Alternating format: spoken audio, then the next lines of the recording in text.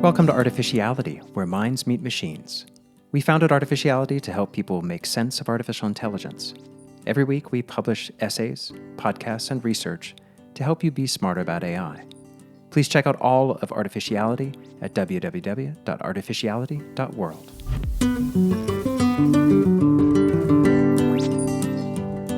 One of our longtime subscribers recently said to us, "What I love about you is that you're regularly talking about things 3 years ahead of everyone else." That inspired us to look back through our catalog of conversations to see which ones we think are most relevant now. Today, we're revisiting one of our most thought-provoking episodes, originally recorded in April 2022, featuring Barbara Tversky, the author of Mind in Motion: How Action Shapes Thought. This episode is a great way to start 2024 because we are all about to experience what are known as Large Multimodal Models, or LMMs, models which go beyond text and bring in more sensory modalities, including spatial information. Tversky's insights into spatial reasoning and embodied cognition are more relevant than ever in the era of multimodal models in AI. These models, which combine text, images, and other data types, mirror our human ability to process information across various sensory inputs. The parallels between Tversky's research and large multimodal models in AI are striking. Just as our physical interactions with the world shape our cognitive processes, these AI models learn and adapt by integrating diverse data types, offering a more holistic understanding of the world. Her work sheds light on how we might improve AI's ability to think and reason spatially, enhancing its application in fields ranging from navigation systems to virtual reality. As we revisit our interview with Tversky, we're reminded of the importance of considering human-like spatial reasoning and embodied cognition in advancing AI technology. Join us as we explore these intriguing concepts with Barbara Tversky, uncovering the essential role of spatial reasoning in both human cognition and artificial intelligence.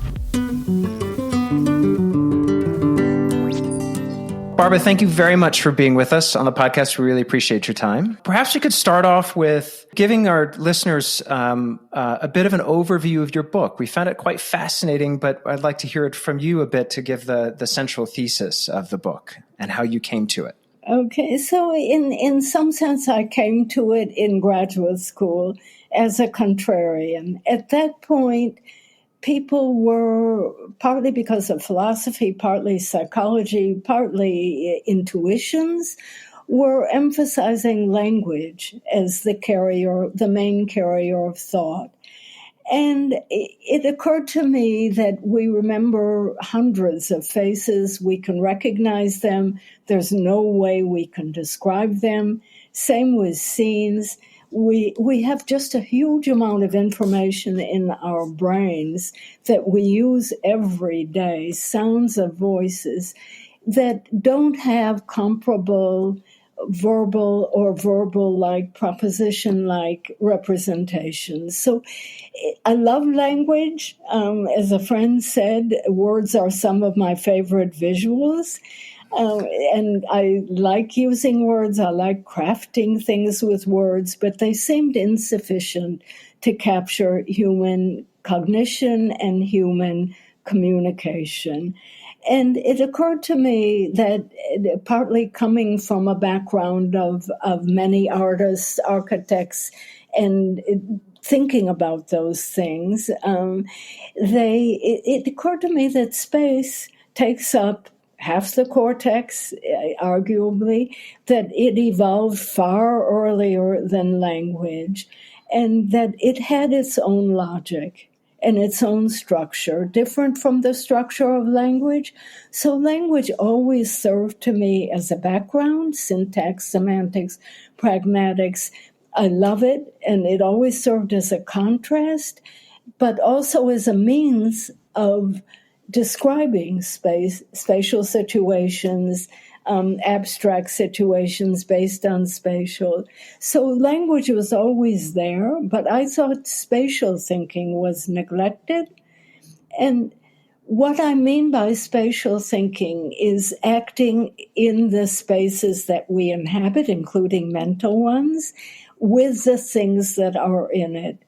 And that, to me, formed the basis for other thought abstract thought in many ways, and the book tries to show that, beginning with the brain and going into language and going into diagrams and showing the spatial foundations of each of those into gestures, which represent thinking in many of the ways that language does, but less arbitrarily. If I point to something, you can follow my point. If I say something's big and use big gestures, or tall, or even if I say somebody's at the top of the class and gesture that, you get it right away. There's something natural about mapping those things to actions in space. So I started to explore the many ways we think in using space, using the objects in it, and then the spaces that we create that improve our own well-being, and in particular improve our cognition.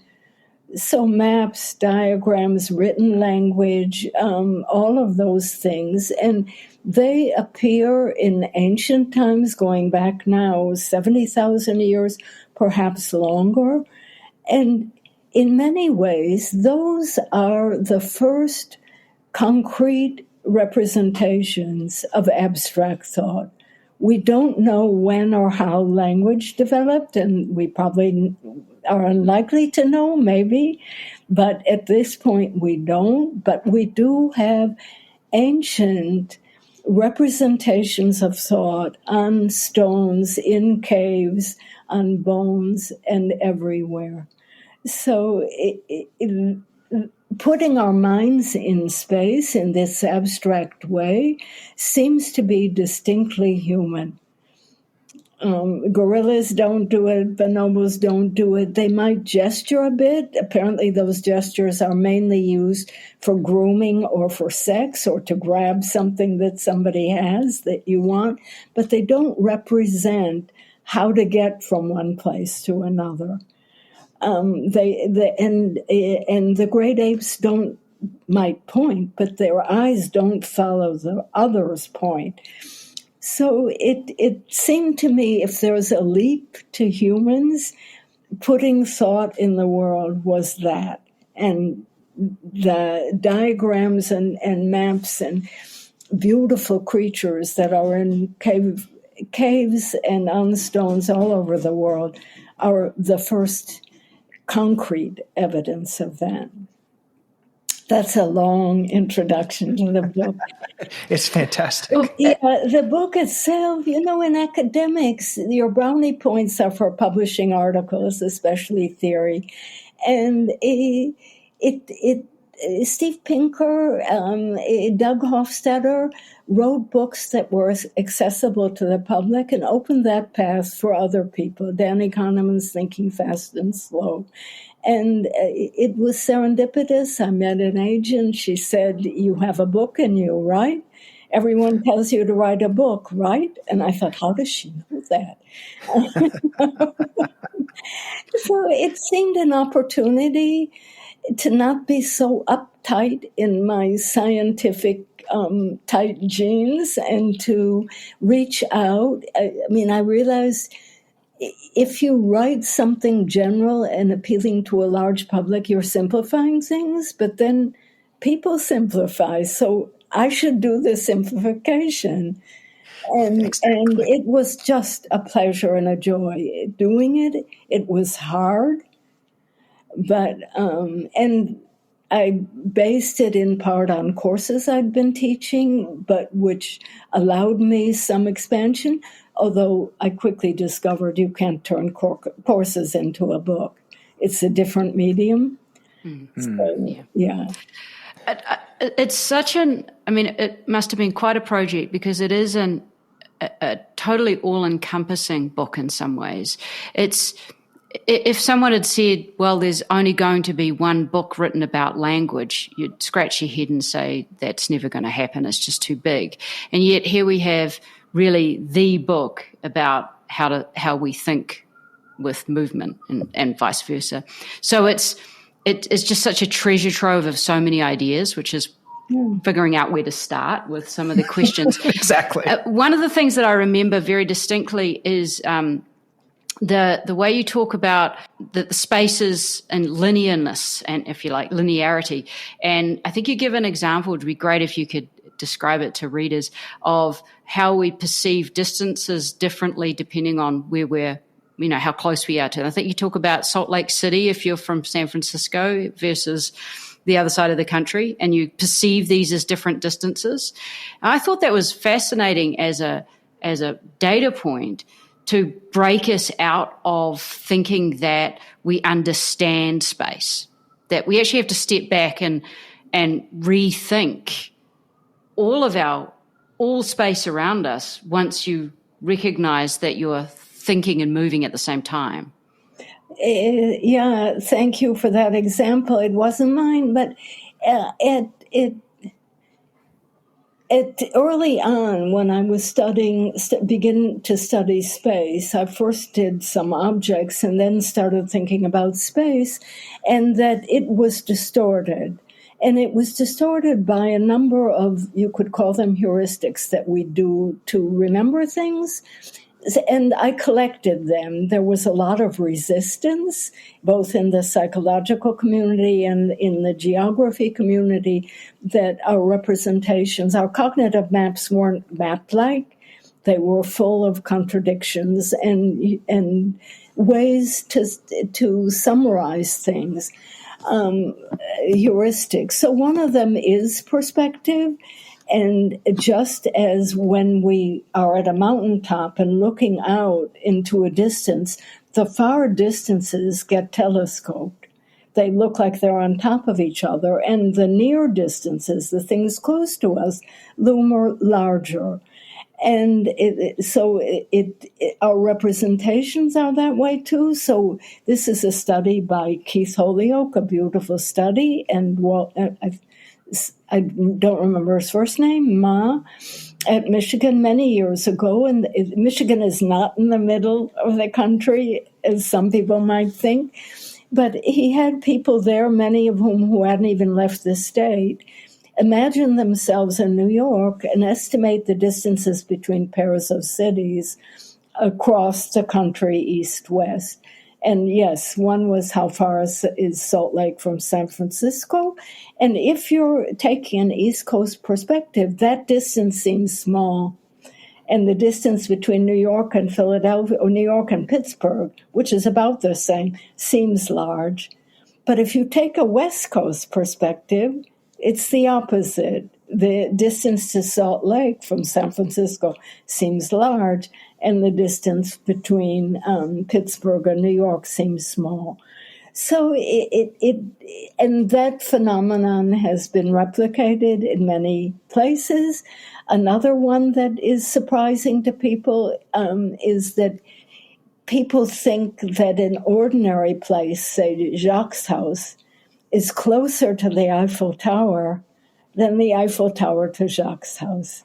Now, that defies any Euclidean measurement, and it's a little bit similar to work that Eleanor Roche did.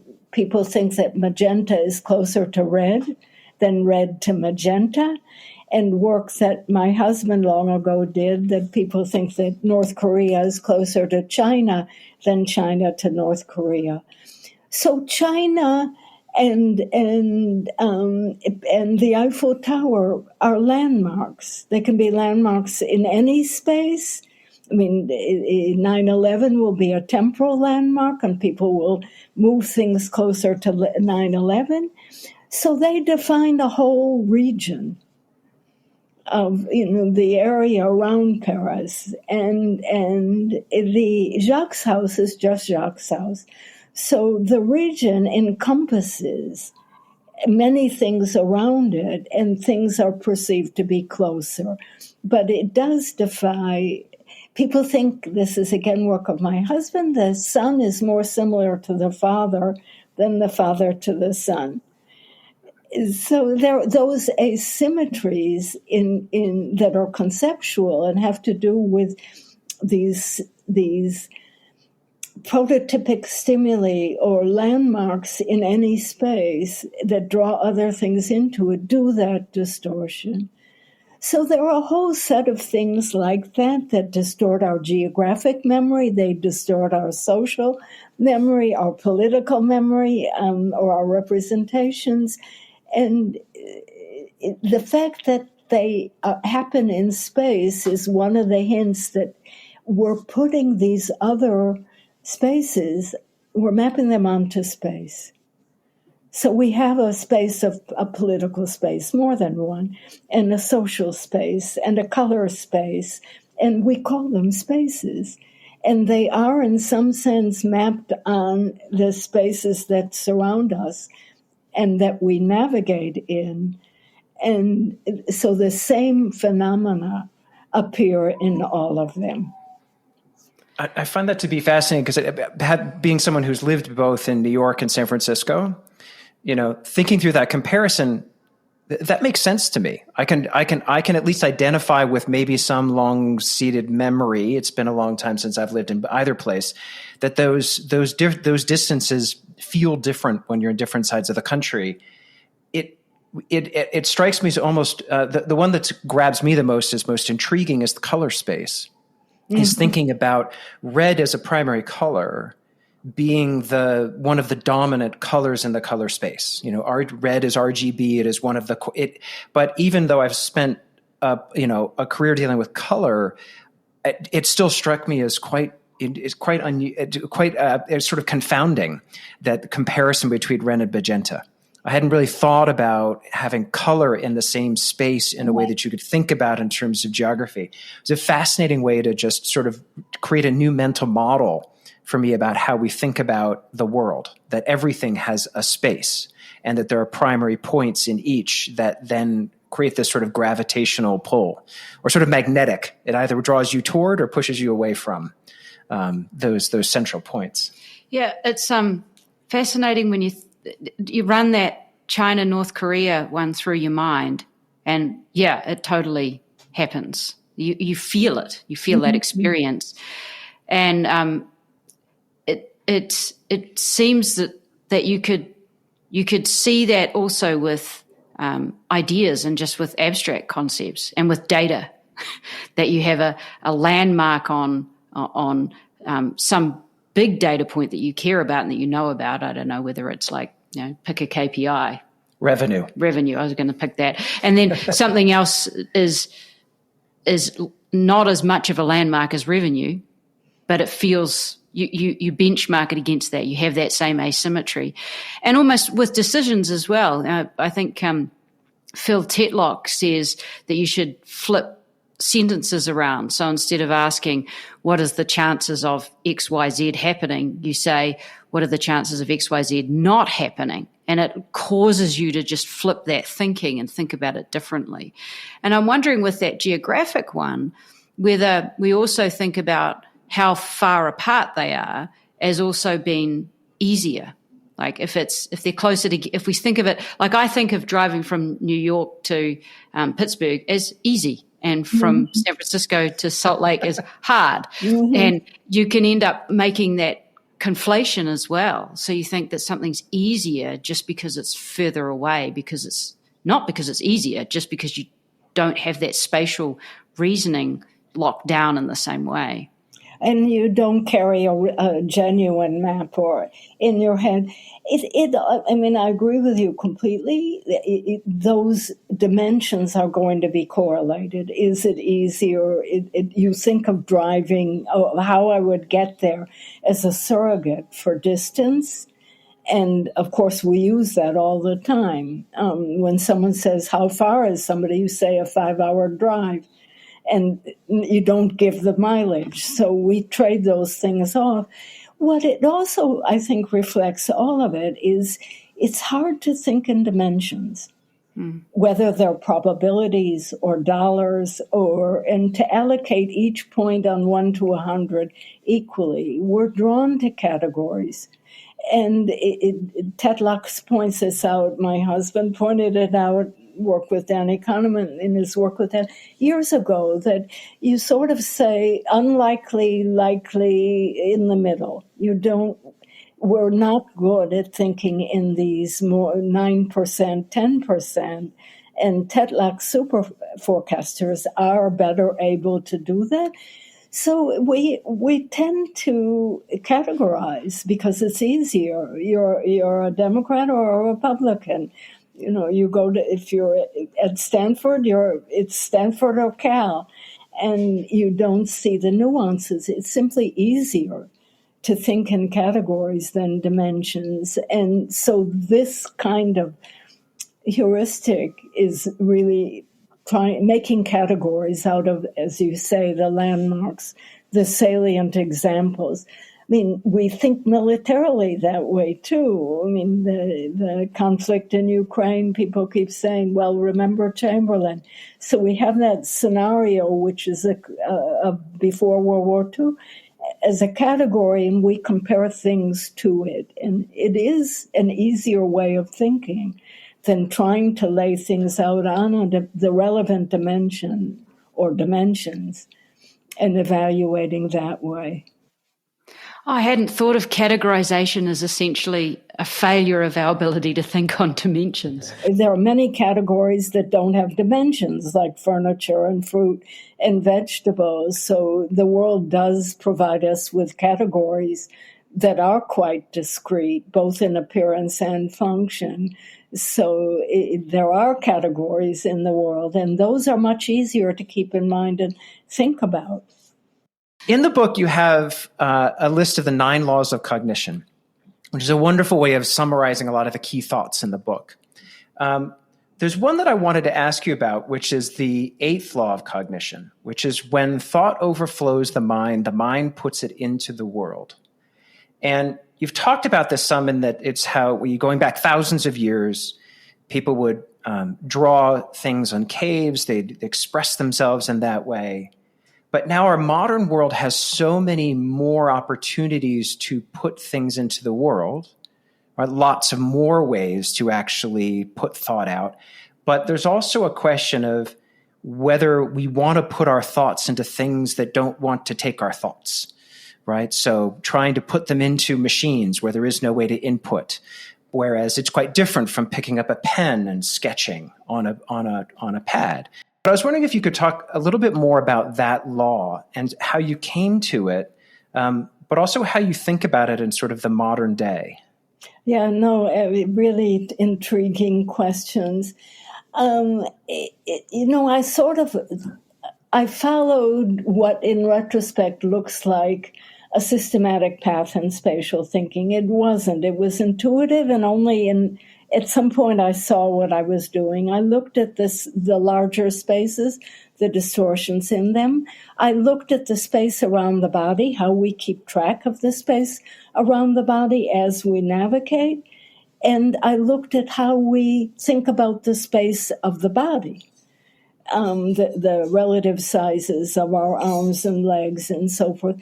And in each case, I showed they were distorted by perception and action, each of them separately with separate reasons, because our perception and action in them or with them is different.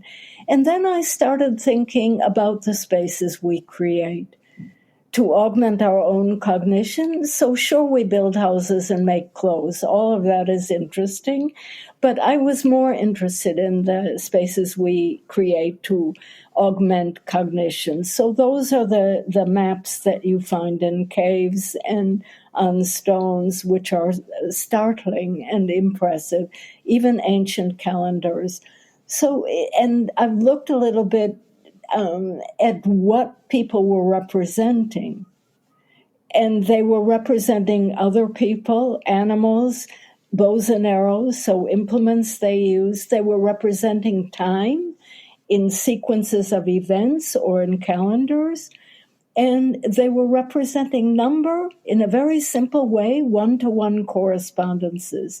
So these seemed to be the things that were important to people, and that they were putting out in space, and they're still representations of time, of number, of people are what you'll see in the newspaper or digitally. They're still, and the brain gives them priorities. So there are all those converging reasons.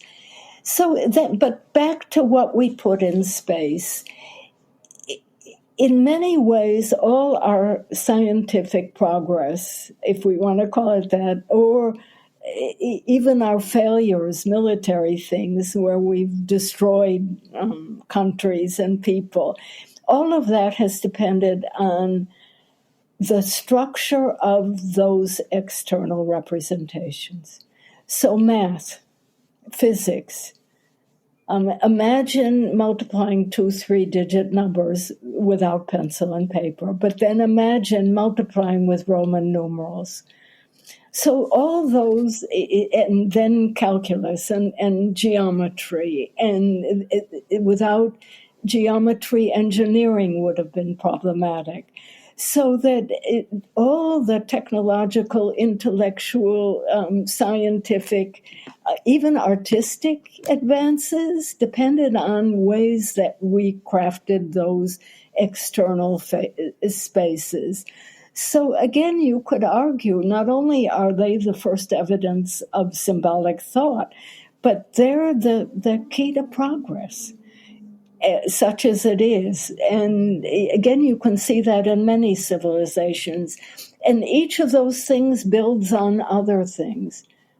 And even storytelling we have captured in the Bayeux Tapestry and Trajan's Column and other places. So it's been fundamental to creating society. Numbers, how do we keep track of numbers and accounting? There's an argument that that's what led to written language, was accounting, keeping track of how many sheep you had, so how much taxes you owed the emperor or the tribal leader. So you can argue that again, that's what made humanity as successful as it is finding cleverer and more refined ways of putting thought into space, on paper usually, but now on a screen, and manipulating it, doing the computations that you needed. The other advantage it has is if it's out there, it's public. We can work together. So other people have done a number of studies showing that having some common workspace promotes collaboration and collective thinking and is key. And I couldn't agree with you more about the problem of sketching. I've been to many conferences on design and engineering design, architecture design, art, where people lament the going back, learning with pencil and paper and drawing that way and playing. So we studied architects who were making sketches. We gave them an assignment that they loved, experienced architects and novice, newly minted ones, and we looked at their sketches. They couldn't talk while they were drawing because it's not a verbal conversation. It's very intelligent, but not in words. And afterward, they told us things like, they drew for one reason, but looking back at their sketch, they saw new things. So they make discoveries in their own sketches. And we later went on to show it's the ambiguity that allows you to reconfigure what you've seen and find new meanings. The experienced architects were better, so they could look at a sketch of their building and say, the light won't fall well in the winter. That's not in the sketch. They have to make an inference from it, just the way a musician has to make inferences from their notes, and experienced musicians can imagine them, but inexperienced have a harder time doing that. So making inferences about what's in the world, what you've created in the world, depends also on expertise. And in chess, it's another, how many steps forward can you see in a board? If you're an expert, you can see many. If you're a novice, you're flummoxed. So those, and the very act of drawing, the hand movements make a difference. So one of the graduate students I worked with studied something similar in artists for whom drawing is their major reason for success. They're all highly successful artists. And they say they get lost in the drawing, that the drawing leads to other drawings, and that they deliberately get themselves in trouble because they're so adept at the hand movements and arraying things in space that they don't want to repeat themselves. So they do something uncharacteristic and see how they can get out of it. They make challenge. So even the medium makes a difference. Kentridge said, I can't think in color. I can't think with paint. I can think with charcoal. And you see how beautifully he thinks with charcoal. So that relationship of what his hand can do and how it appears on the page. And my guess is Picasso did better with a paintbrush than with charcoal, or with lithographs. So there's something about those actions themselves that are gratifying. A potter, all of that, they're gratifying, and they become a way of thinking in and of themselves. So experienced abacus users, if you take the abacus away, they mentally, or even they make the gestures they would make in calculating with the abacus. That's what helps them think.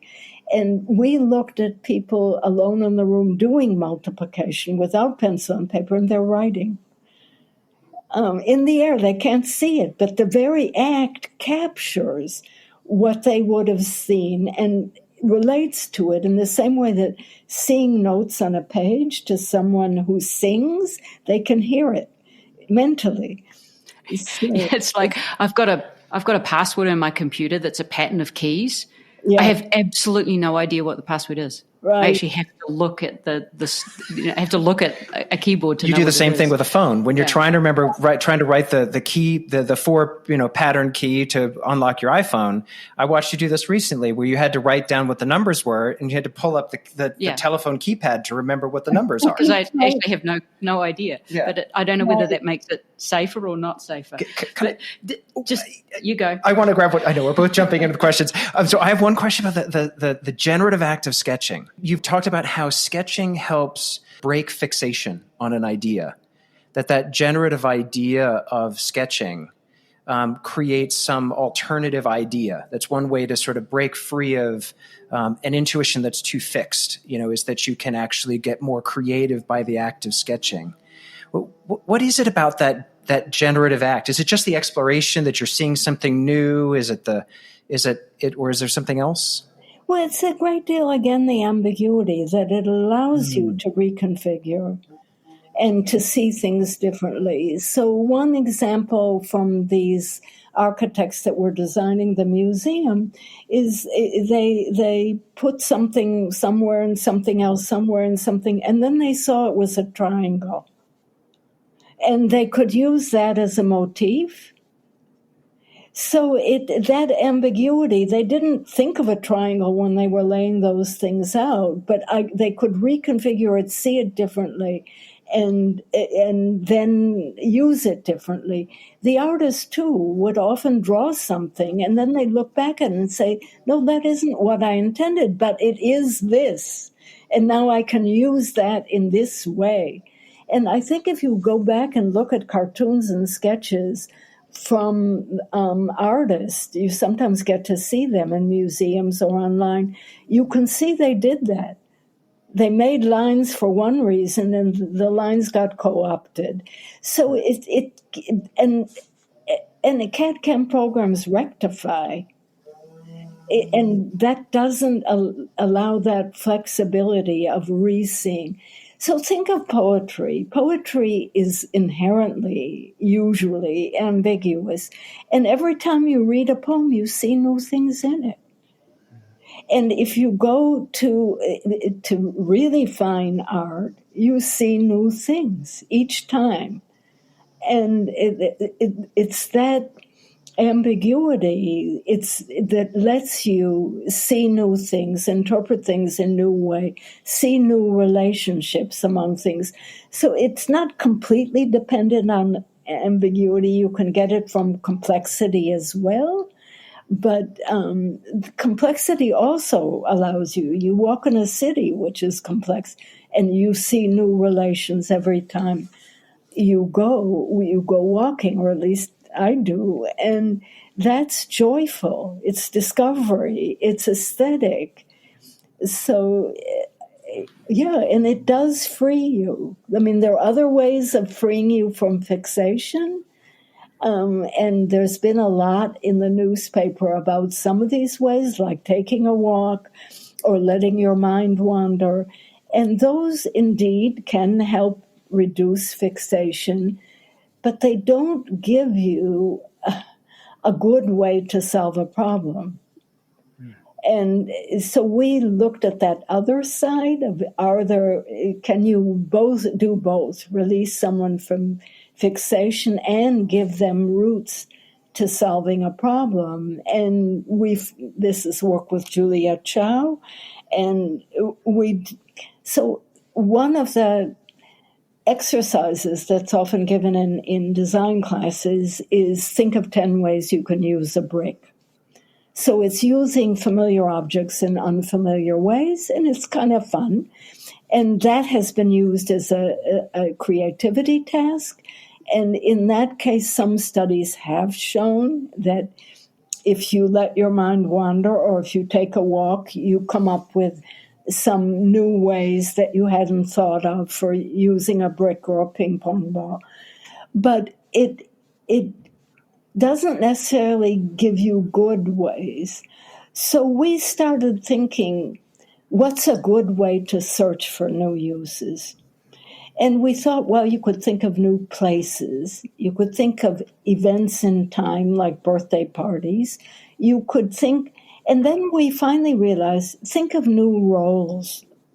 We know about roles from childhood. People say, what do you want to be when you grow up? Or what's your mommy? And so we know about roles. We know what firemen do and policemen do and conductors. So we know about roles, doctors.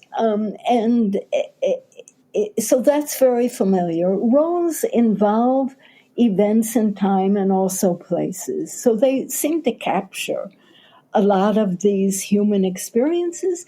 And sure enough, when we told people for new uses of, say, an umbrella or a shoe, we pre-tested our items. And we told them, think of how a fireman might use it, a gardener might use it, an artist might use it, and so forth. And we compared that to mind wandering. People did way better with thinking through roles. And we could even trace the ideas that they came up with to roles. And people came up with more original roles that way than with just the mind wandering. So for creative thinking, you need both to free yourself from fixation, but you also need strategies that are domain specific. I mean, the new uses anybody can use, but I have a good friend, I often quote this, who's an excellent interior designer. And she says when she gets stuck, she goes to an art museum. So it's not letting her mind wander. It's deliberate. That's her way of freeing, as well as getting new ideas. And there are these kits for designers that give them that sort of thing. So digitally, there's a place where digital tools, I'm an architect, I'm designing something, I can easily call up just dozens of other buildings or interiors and use them as a way of spurring my own imagination. And, I think some of the issues with digital tools is learning to be good at them and learning to see what they can do. And where they're an advantage. So a student spoke yesterday on using virtual reality to overcome speaking anxiety. And there you can have a whole room full of people looking at you in an auditorium and practice your speech. To do that in real life would be very expensive. So that's, I think, good thinking about what can this tool do that our ordinary tools can't do. And then it's not that people have this law of the hammer, that if you give a kid a hammer, everything needs pounding. And they have the same idea with all these digital tools. Well, think harder about their relative advantages and what they can do that you can't do with paper and pencil or with ink or paint. You said a few things about creativity and about joy and about freedom and about dealing with abstractions, but in a way that is creative and variable. Like there's a variability and unpredictability. And it such a nice contrast with statistical thinking and having to be like completely not variable in our thinking. And what struck me as you were talking about that is you can have the best of both worlds, right? So if you constrain the scope of variability, if you like, you go to the art gallery because that constrains the domain you're thinking in, as opposed to you just let your mind wander completely and you just come up with random stuff. Seems like there's a nice golden rule there that says when you're going to be, when you really do need to be creative, you're searching for insight, you need to open your mind.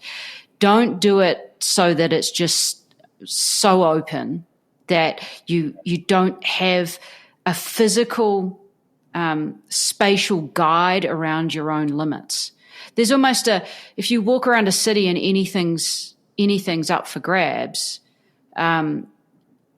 compared to going to the art gallery, you almost get this visceral guidance that comes from the space around you that says only focus on this thing.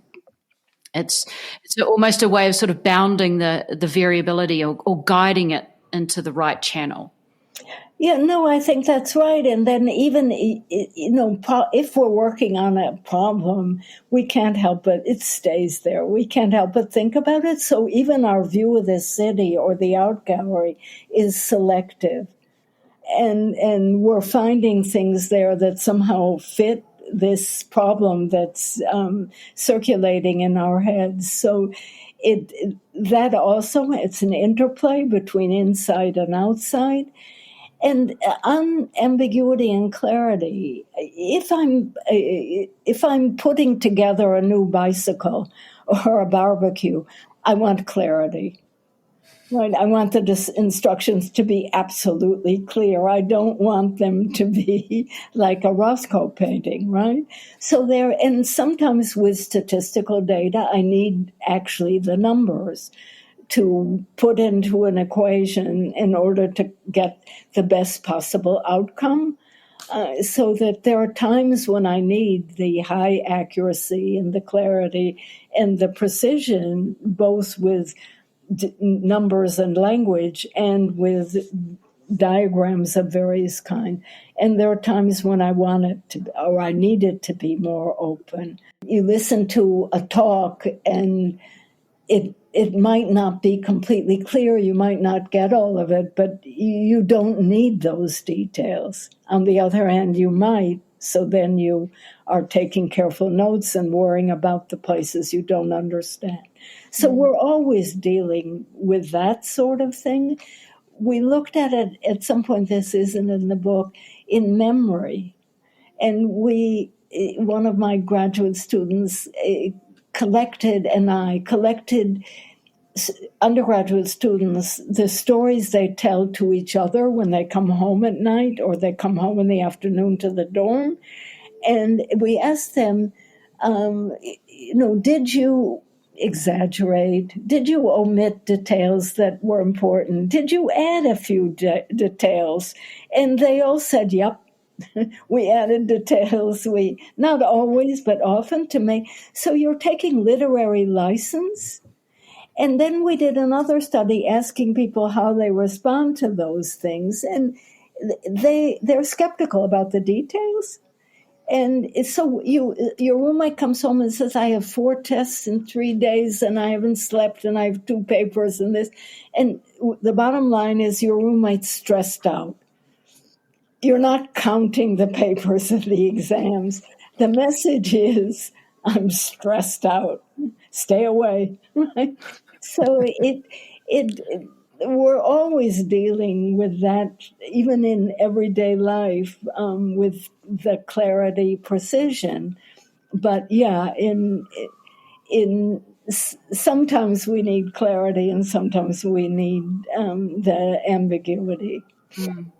That there's a different kind of clarity and ambiguity that seems to happen between automated decision-making systems and humans.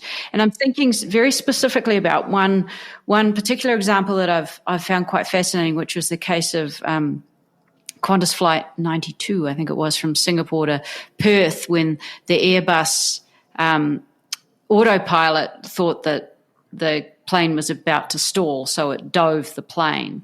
And the pilot was a Top Gun pilot trained in the US who'd moved into commercial flight in Australia. But he was able to literally wrestle this plane back from going nose down into the Indian Ocean. And he wrote a book about this experience because he had to give up flying because the whole thing was just traumatic. Too difficult. Yeah, totally traumatic. And it did it twice, And he it's a fascinating story because he was one of the propositions in the that he put forward is that it was his flight experience in fly-by-wire jets, and in jets that where he had just this totally intuitive sense of how an aircraft is supposed to feel. And there's a lot of commentary about how there would have been very few pilots other than someone trained like him that could have rescued the situation. Mm-hmm. And there's this sort of gap between when the machines fail at something that humans are really good at but require so much training and practice to get it right. And we're going into this world of self-driving cars, mm-hmm. where it's one thing to have people like, power system controllers and pilots and, experts that can run simulations and can keep their training active. But I can't imagine a world where a 16-year-old gets a driver's license just cause and then never drives for 3 years, but then has to take over when something goes wrong with it. That just doesn't compute in my mind about how we think about the average human having to perform at peak performance but never having any experience. And I don't know how to pull that together as a way of thinking about modern automation. I know you're right on with those dilemmas. Absolutely. And self-driving cars, in my mind, will work when they're all self-driving and not when you've got, but even then humans can cross the street in the middle of the street. I live in New York. Everybody walks, and now there are scooters and bicycles and everything coming in and out of traffic. It looks like Mumbai with a number of vehicles, and there it somehow works, or at least the little bit of it that I saw somehow works on the ground. But that is people kind of dealing. I mean, there are dogs that move aside for me on the sidewalk, so which is kind of surprising. But yeah, no, I share that. And when humans are more fallible than the machines, I'm sure that the pilot systems are better because of these two near misses that are horrifying to think about. And so they do improve. Anticipating everything that could possibly happen is really hard. And I share your hesitance about giving up control. On the other hand, it's not, what if self-driving cars turned out to have fewer accidents than people, but still had accidents? And I think we're far less tolerant of accidents that machines commit than accidents that people commit. Yeah, and there is definitely quite good research about how we judge machines differently, even with the same outcome. And I just think the cars have to learn the cultural nature of driving in each individual setting. I mean, driving in Boston has one kind of cultural adaptation required because of the nature of Boston drivers. New York City is totally different. As one of my great friends who's lived in New York for a very long time, when I first moved back to New York, he said, no, just remember, lane lines in New York City are merely a suggestion. Yeah, but on the other hand, in New York, and this I feel cultures, New Jersey is different from New York. Oh, it's totally different. In New York, they know it's all pedestrians who are going to walk on the street at any moment, and they're prepared to stop, and they don't slam on the horn because you're not supposed to, and so forth. On the weekends, they come in from New Jersey and Connecticut. They're not used to pedestrians. They're used to having the open road, and they go through red lights. And right. So I'm with you completely on that. The cultures are very local. On the driving, I was once taken from the Netherlands to Germany to catch an airplane, and the driver, who was very experienced, completely changed driving when he got into Germany from the Netherlands, because it's just a different. So yeah, and I think that's the stumper on self-driving cars is the social, the dogs that run out into the street and the people, and and we can deal with that. I'm watching that when I cross the street, the drivers, where is the driver looking?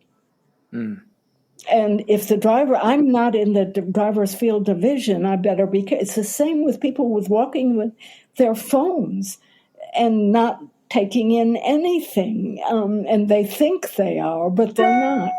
So even walking has become an issue now because of so many people looking at their phones and not at people around them. I want to ask one question to help see if you can help me solve a personal quandary I've had for many years. So Helen has an ability to identify a thought and a memory based on where she is in space, in her environment.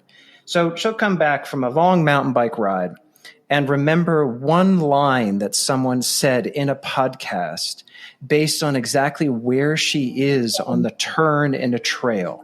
And she can narrate the podcast based on the path that she took. And I've never understood how that's possible. I mean, maybe we're wired quite differently. I have no sense of direction. I come out of the subway in New York, and I have to look at the signs to figure out where I am going. Whereas you could spin her around in the middle of the dark, and she can point at a compass. But I'm curious about that ability to associate a memory with a place. Can you help me understand how she does that? So I don't think it's that atypical, and I don't think it's dependent on sense of direction or navigating space. It's good to see that Helen is better than you, because there is at navigating, there is this preconception that men are better. And oh no, I'm completely terrible and completely delegate. I sit behind the wheel and she just tells me where to go, and it's a wonderful, happy synergy that we found there. My father was hopeless too. So, and each of my children is different. Some are uncanny, but remembering where you were when something happened is probably a good way. It's probably built in some sense, because if you go back to the cave days, remembering where there was food or where there was danger, that's important to your livelihood, and you may have some implicit memory, even if you can't recollect it. And, that is the basis for the method of loci, which the Romans used to remember their speeches. So they would remember the walk they took through the market, and at each temple or spot, they would associate a certain paragraph of their speech, and then as they gave it, they would walk through that. And that method is one of the methods that memory experts teach older people who are having trouble remembering. It's one of the methods. Interestingly, it was the only piece, according to Jonathan Spence, a wonderful Chinese historian, it was the only insight, Western insight, that the Jesuit priest who tried to convert China brought to China. They were many of them were scholars and taking exams, because that was a way of gaining interesting occupations, and memory was part of it. And the method of this particular Jesuit priest in I think the 15th century taught them the method of loci, and they thought that was great. The book is called Memory Palace, and right. So, and I think my guess is even you who say you don't have that good memory of place, if you went back to places, it would evoke memories. That's my guess. I have connection between feeling and emotion and place. I can remember myself in a space, and I can remember the emotion. I don't track the conversation or the thought pattern as well. We do a lot of thinking and walking. That's where a lot of our best ideas come from. And I know that's one of the legendary stories from Amos and Danny is the long walks and trying to, sort of break the back of new ideas. And that's definitely where a lot of our best ideas come from. And one of the reasons we love living in a mountainous place is we get to take lots of walks together. But I associate the emotion and the feeling, but not necessarily the fact. And it's kind of an interesting, it's an interesting difference. Yeah, no, and conversation could be anywhere. But if you had memories that were deeply associated with a place, then my guess is they would come back. But right, conversation could be anywhere. It doesn't have any meaningful connection to space. So Helen is impressive. Thank you. So many more. Oh, well, fantastic. I know we're right at time. I've got a question that's I hope you can take it 2 more minutes on this, but I'm wondering about if someone doesn't have a mind's eye, they don't have the ability to see and imagine in the same way that we do, that whether that gives them a different perspective on motion and on moving their thought outside their mind.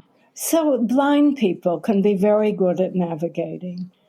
It's spatial, not visual.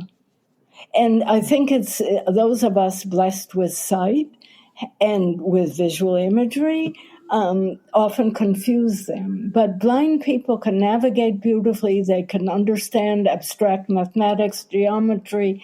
They gesture. They've never seen gesture, people blind from birth. They gesture in many of the ways that we gesture, which is using space and actions in it to convey other information, to represent other information. So spatial can be independent of visual, and people can be very gifted at spatial thinking without having visual imagery or even vision. You're quite right. I had completely put the two together. And as soon as you said that, I was like, oh, yes, of course. So what you're saying, it is a different system altogether. And it's accessed by many modalities. So I know walking New York City where it's going to be windy. And I keep track of locations by wind, by smells, the pizza parlor, and the smells of garlic, the smells that emanate from places. And that is how blind people do it, the surface, how it feels when I'm walking on it. So, and all those cues, I'm sure we're using implicitly, and blind people are using them implicitly. But our sense of space is multimodal. It isn't, I mean, vision helps a lot, but it's multimodal and more abstract. And you can see that in the brain convergence. At the taxi drivers, the London taxi drivers that Eleanor Maguire studied don't have a mental map of London. They just know they have a spatial feeling of where they are, how far they've driven, when they need to turn, when turns are coming up and things like that. But it isn't that they're imagining a map in their heads and driving along it. And my guess is that's true of the two of you as well, that you know how to drive and walk places without having an image of a map. Yeah. And I know that walking, even now, I could go travel back to New York City and I'd come around a corner and I'd lean in to the wind. Yeah.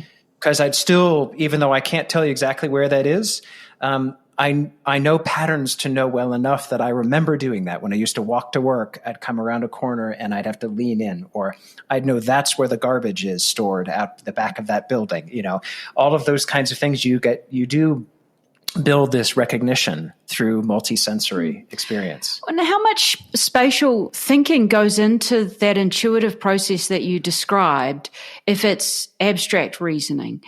You talked about you weren't being systematic with your research, you were just sort of following an intuition. Marcus du Sautoy talks about that in terms of his mathematical proofs.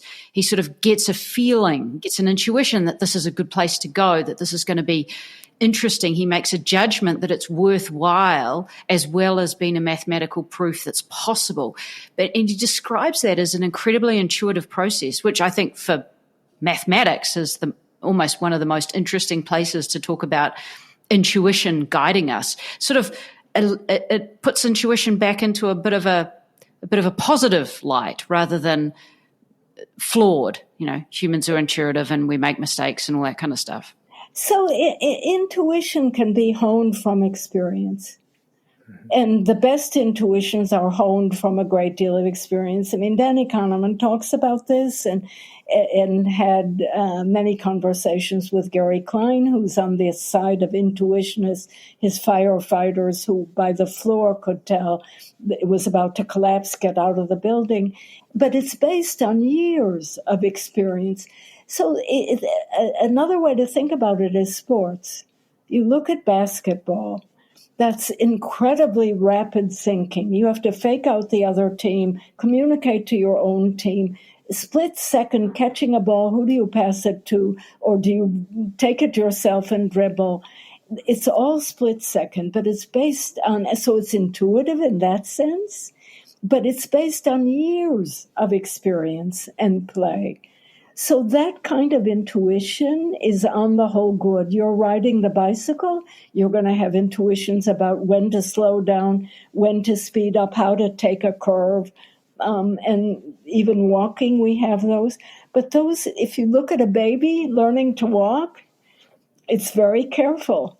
And they fall all the time, and parents don't pick them up. They'll get up. They're okay. They're not going to hurt themselves. They're too close to the ground. You're learning a lot from that about building up the intuition. Remember learning how to ride a bike. It was deliberate, but then it became in your body just the way basketball players play basketball. So those intuitions, even about people who we're going to like or who not, are built from a great deal of experience. They can be wrong. So, we can we're fallible even with a great deal of intuitions. My intuitions did take me to good places to study. There were places where my intuitions were mistakes. I won't go into those. But looking back, I can see where my intuitions were erroneous. I should have acted differently and didn't have the wisdom to do it at the time. But good intuitions are based on you internalize all that experience and it becomes inaccessible. When you think about thinking or talking, words pop to our mind. We don't know where they come from. And unless we're speaking a language we don't speak well, we're not deliberately choosing each word. They just come out. And I think much of our interactions are like that. When I have to work hard on a new idea, then I become more self-conscious about how I'm getting the ideas and where they're coming from and how to manipulate that. But a great deal of our behavior is inaccessible to introspection. Thank you for following your intuition, if that's what it was, and putting your thought into the world in the form of a book. Thank you. We both very much enjoyed it. It's highly readable and interesting, and I find myself, we find ourselves continuously probing the ideas and trying to figure out how to translate them to others. And thank you for taking the time to talk with us. We really appreciate it. It's been a great pleasure.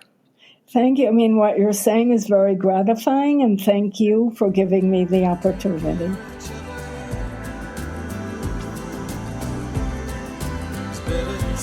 Stay